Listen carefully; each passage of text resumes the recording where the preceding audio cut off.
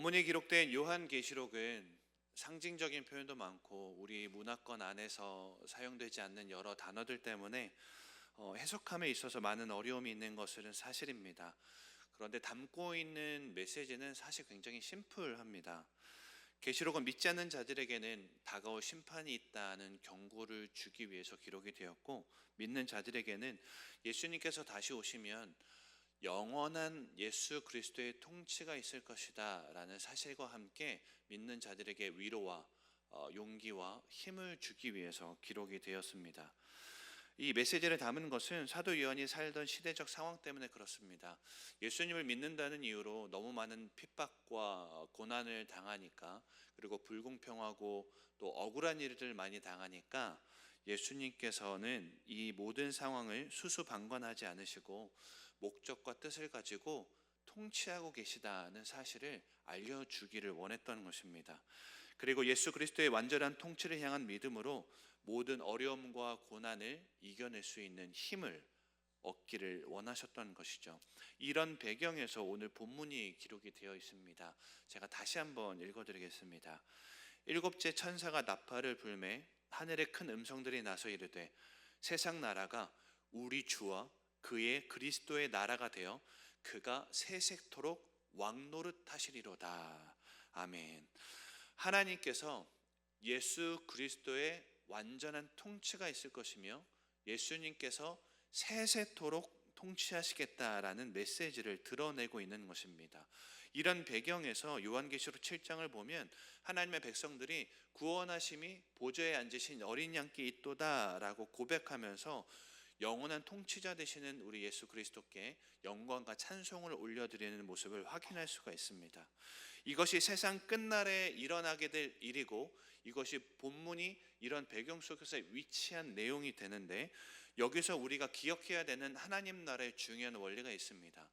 세상 끝날에 예수 그리스도의 영원한 통치가 있을 것이다로 끝나는 것이 아니고, 하나님의 나라는 그때 일어날 일이 지금도 일어난다는 사실이 굉장히 중요합니다. 말씀드렸듯이 우리는 왕이신 예수 그리스도의 영원한 통치가 있는 하나님 나라에 거하게 될 존재입니다.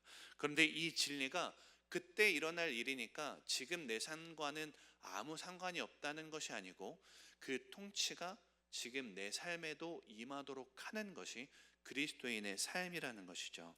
하나님 나라의 역사는 지금 내 삶에 임하도록 해야 한다는 사실을 되새기는 가운데에 우리의 삶에 당면한 여러 가지 어려움들과 핍박들과 고난들을 지금 이 순간에 다시 한번 힘을 얻고 위로와 용기를 얻는 것이 우리 주님께서 저와 여러분을 향한 하나님의 깊으신 뜻입니다.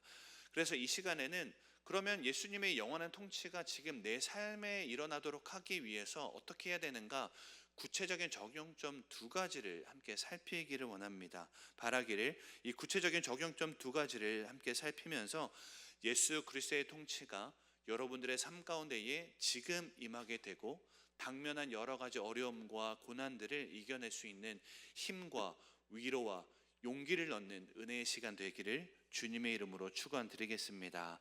왕이신 예수 그리스도의 통치가 내 삶에 임하기 위해서 나누고 싶은 한 가지 적용점은 예수 그리스도의 왕되심을 의도적으로 선포하라는 것입니다. 예수 그리스도의 통치가 임하기 위해서는 선포가 굉장히 중요합니다. 이 메시지를 시편 24편 7절에서부터 10절을 보면 확인할 수가 있습니다. 우리 이 말씀을 함께 읽어보겠습니다. 시작. 문들아 너희 머리를 들지어다. 영원한 문들아 들릴지어다. 영광의 왕이 들어가시리로다. 영광의 왕이 누구시냐? 강하고 능한 여호와시요 전쟁에 능한 여호와시로다. 문들아 너희 머리를 들지어다. 영원한 문들아 들릴지어다. 영광의 왕이 들어가시리로다. 영광의 왕이 누구시냐? 만군의 여호와께서 곧 영광의 왕이시로다. 아멘. 시편 기자는 우리가 평생 물어야 할 질문을 던집니다. 영광의 왕이 누구시냐? 몰라서 묻는 것이 아닙니다. 영광의 왕이 누구신지를 알고 깨우치라는 의미에서 묻는 것이죠. 그 후 왕을 향해 우리가 해야 할 일에 대하여서 시편 기자는 문들아 너희 머리를 들지어다 이렇게 선포를 합니다. 여기서 문은 성전의 문을 의미하며 머리를 든다는 것은 문을 열어서 그분의 오심을 받아들이고 주님을 통치자로 모셔드려서 그분의 통치를 받으라는 것입니다. 지금 시편에서 우리의 왕에 대해서 만군의 여호와라고 표현을 하고 있는데, 우리가 여기서 알아야 되는 중요한 사실은 하나님 아버지께서는 통치의 권세를 예수 그리스도께 위임하셨다는 사실입니다. 그러니까 통치의 주권자는 예수 그리스도신 거죠.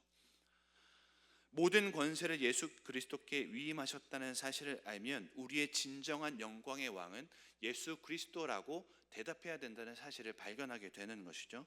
그럼 우리에게 어떻게 적용될 수 있습니까? 우리의 진정한 영광의 왕은 누구신가? 예수 그리스도시다라고 묻고 답해야 하는 것입니다. 이 과정이 예수 그리스도를 통치자로 내 삶에 모셔드려 예수 그리스도의 통치를 받도록 하는 거룩한 과정이 되는 것입니다. 왜 이렇게 묻고 답하는 과정을 거쳐야 합니까? 계속해서 우리는 왕이신 예수 그리스도의 통치를 받기보다는 내가 내 삶을 통치하려고 하는 죄인이기 때문에 그렇습니다. 여러분, 인간만큼 하나님의 통치를 거부하는 존재는 이 세상에 없습니다. 욥기를 보면 리워 야단이라는 존재가 등장하는데, 이 존재도 하나님 앞에서 온순해집니다. 굉장히 다혈질적인 존재로 설명이 되고 있는데 그 존재도 하나님 앞에서는 온순해지는 거죠. 폭풍우가 등장을 합니다. 예수님께서 잠잠하라고 명령하니까 그 폭풍우도 잠잠해집니다. 귀신도 하나님 앞에서는 떠나가라 하니까 떠나가는 겁니다. 그런데 온 피조물 중에 죄인인 인간은 다른 존재의 통치를 극도로 싫어합니다. AI도 요즘 너무나 유행인데요. 챗 GPT도 굉장히 유행이지 않습니까? 인간이 이렇게 명령하면 AI도 챗 GPT도 그 명령에 따라서 답하고 여러 가지 정보도 주고 그렇게 하는 것입니다. 그러니까 모든 세상의 피조물들은 누군가의 통치를 받아서 말을 잘 듣는데, 인간만큼은 다른 존재의 통치를 극도로 싫어하는 존재입니다. 반역을 하는 거죠. 예수님 탄생하던 때 헤롯 왕을 보십시오. 유대인의 왕이 나셨다라고 하니까 그게 너무너무 싫은 겁니다. 내가 왕인데 다른 누군가가 왕이 되는 것이 너무 싫으니까 2살 아래의 남아들은 다 죽이라는 끔찍한 명령을 내립니다. 이것이 예수 그리스도의 통치를 거부하는 인간이라는 존재를 잘 보여주는 것이죠. 내 삶에 다른 이가 왕이 되고 주인이 되면 그가 나를 속박시키고 결박시킨다고 생각하기 때문에 인간은 다른 이가 나를 통치하는 것을 근본적으로 싫어합니다. 그렇다면 이 통치 거부의 역사는 어떻게 떠나가게 되는 것입니까? 묻고 답하는 것입니다. 우리의 진정한 영광의 왕은 누구신가? 예수 그리스도시다. 의지적으로 선포해야 되는 것이죠. 여러분, 이것이 내가 있는 자리에서 묻고 답하는 것이 아무것도 아닌 것처럼 느껴지실지 모르겠지만, 여러분, 의지적인 선포에는 능력이 있는 줄 믿으시기를 바랍니다. 소리내어 선포하는 것에는 힘이 있습니다. 영광의 왕이 누구시지? 예수 그리스도시다. 이 의지적인 선포가 내가 자꾸 내 삶을 통치하려고 하는 나의 죄성을 떠나가게 만든다는 것이죠.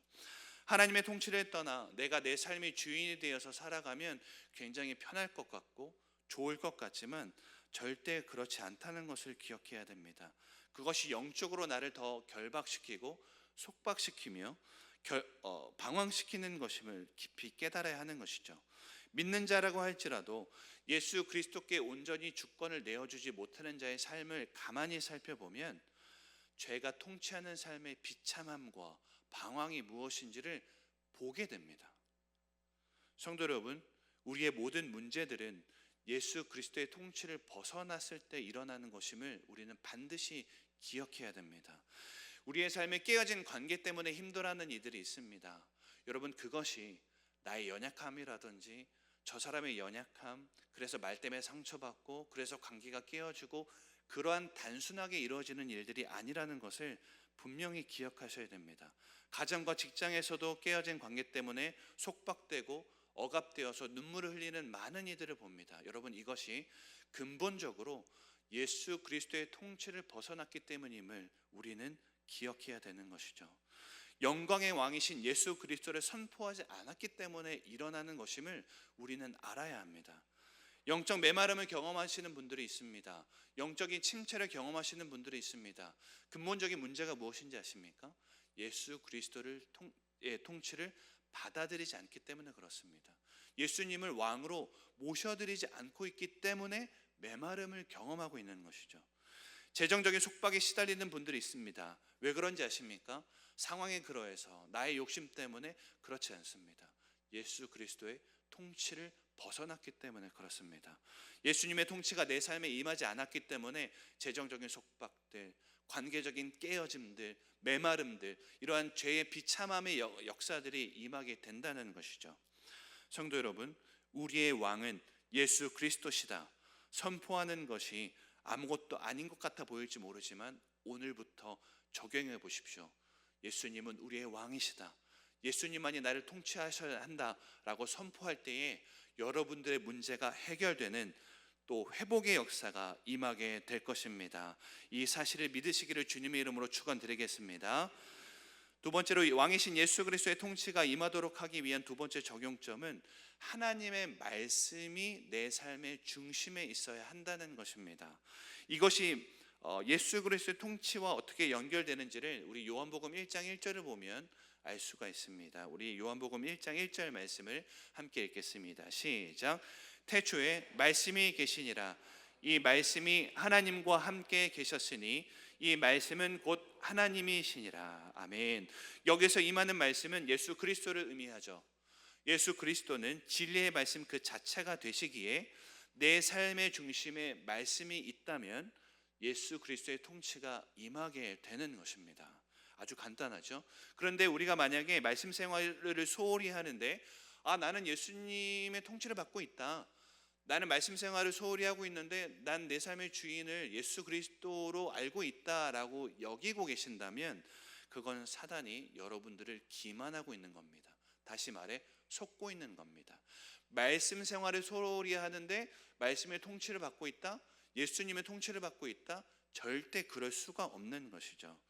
말씀을 떠난 자의 삶은 예수님의 통치를 받는 것이 아니라 죄의 통치를 받고 있기 때문에 괜찮다고 여겨지고 있는 것이죠.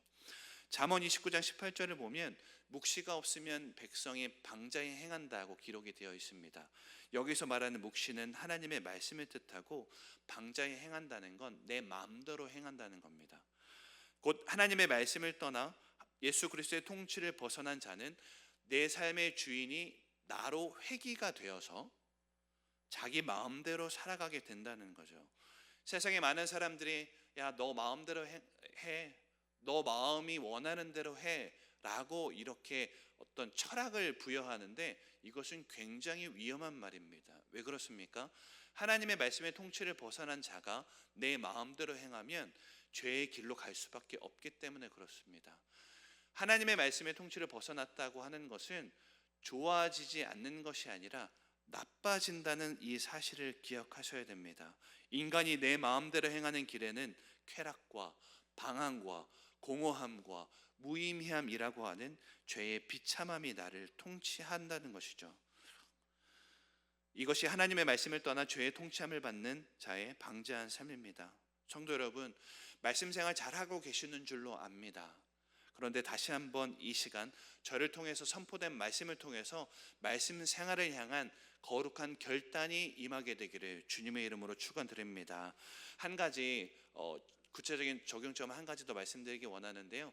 아침 시간을 잘 활용하시기를 바랍니다. 이사야 50장 4절을 보면 하나님과의 종의 인격적 관계 속에서 이루어지는 역사가 있는데 제가 왜 아침 시간을 활용하라고 권면을 드리는지를 알 수가 있습니다. 우리 이 말씀 함께 읽어보도록 하겠습니다. 시작. 주 여호와께서 학자들의 혀를 내게 주사 나로 곤고한 자를 말로 어떻게 도와줄 줄을 알게 하시고 아침마다 깨우치시되 나의 귀를 깨우치사 학자들 같이 알아듣게 하시는도다. 우리 눈치채셨을까요? 언제마다 깨우치게 하신다고요? 아침마다. 주의 종은요, 하나님과의 관계 속에서 아침마다 맑은 정신을 가지고 하나님의 말씀을 깨우치기를 원했어요. 그러니까 이 마음 자세로 나아가니까 하나님께서 귀를 열어주시고 듣게 해주셨습니다. 성경에서 듣는다는 건 무조건 순종으로 직결이 됩니다.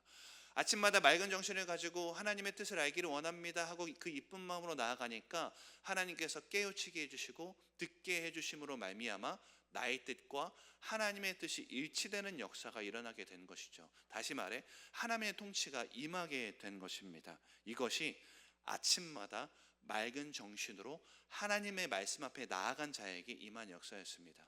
목사님, 저는 야행성이라 밤에 맑은 정신을 가지고 있습니다. 그러면 밤에 하셔도 됩니다.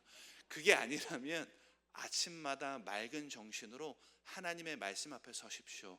하나님의 통치가 임하게 될 것입니다. 그렇게 할 때 성령의 능력을 힘입어 예수 그리스도의 통치를 받는 삶으로 살아가게 될 것입니다.